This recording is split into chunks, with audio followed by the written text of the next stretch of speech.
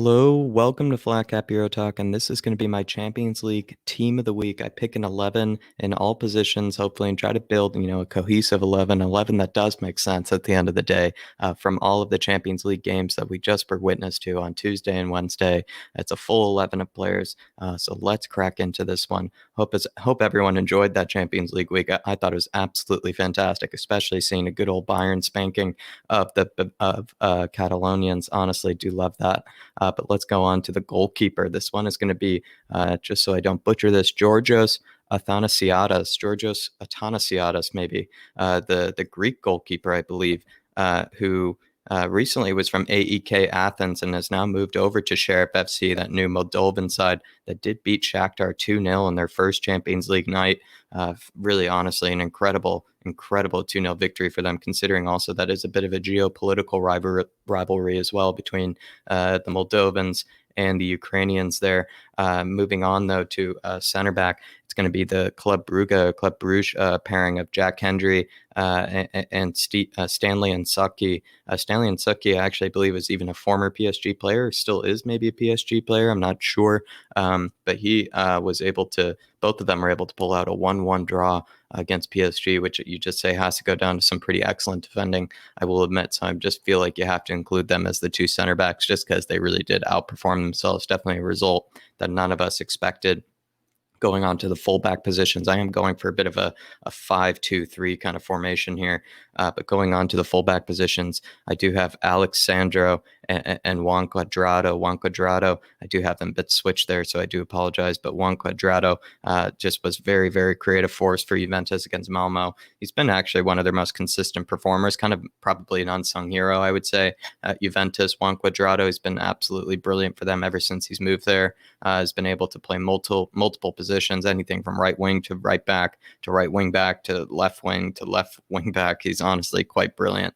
Jurriën Timber is going to be the other center back that I'm going to have as maybe my star of maybe this defense. He's the Ajax defender, the Dutch international. He had an absolute domination of Sporting in their 5-1 win over Sporting. I just figured, have to include another defender in there. Reason also is because he's supposed to be one of the best up and coming kind of center backs or young center backs in all of Europe's top 5 leagues. It's supposed to be kind of a talent that we're all supposed to be keeping an eye on.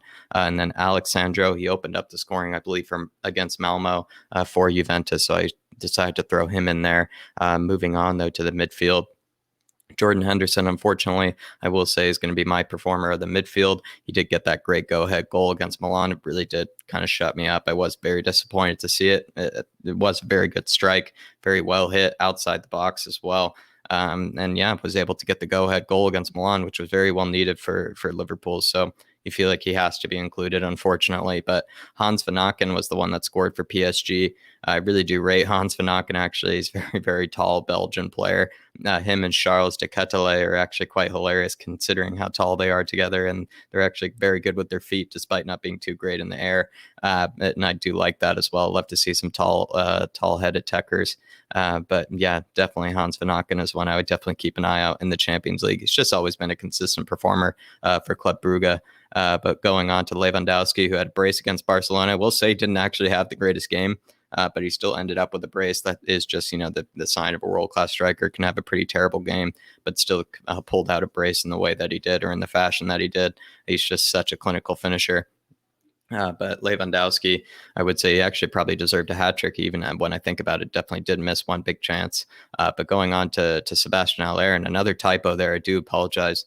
Should more than a hat trick. He had more than a hat trick. He had 4 goals against Sporting. The madman. Honestly, Sebastian Haller, maybe, who knows? He could be potentially going for the Champions League top scorer. That'd be absolutely insane, considering the way he's already started off flying. But definitely might be getting a bit up ahead of myself. But Ajax, with a very, very convincing performance against Sporting, really did show that maybe Sporting weren't really ready for this type of level, but at the same time, Ajax were certainly showing that they might be ready for this type of level this season.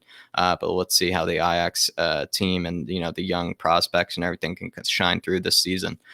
Going on to my performer of the attack was Christopher Nkunku and his hat trick against Man City. He was the only guy that was keeping Leipzig in this game with 2 very impressive finishes with his head. Didn't even know he had that in his arsenal as an ability to be very clinical with his head. He had 2 very great headed goals. And then also he had a very good far post finish against Ederson as well. Christopher Nkunku, definitely someone I've always definitely rated. Really love this player. He's absolute techers, absolute beast of a player. All I can say is he's definitely someone to keep an eye out for. He was the one that was keeping Jesse Marsh in this game, and their 6-3 loss to Man City. I mean, what a ridiculous game, I will say.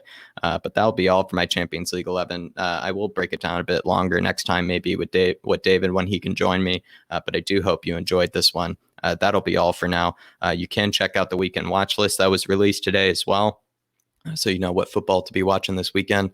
There's also going to be the Stats with Jack, of course, tonight on the Irish Hotspur. But that'll be all for now. Please drop a subscribe if you're new. Hit that shiny bell to never miss another video like this one. Drop a like as well if you can, and I'll be seeing you.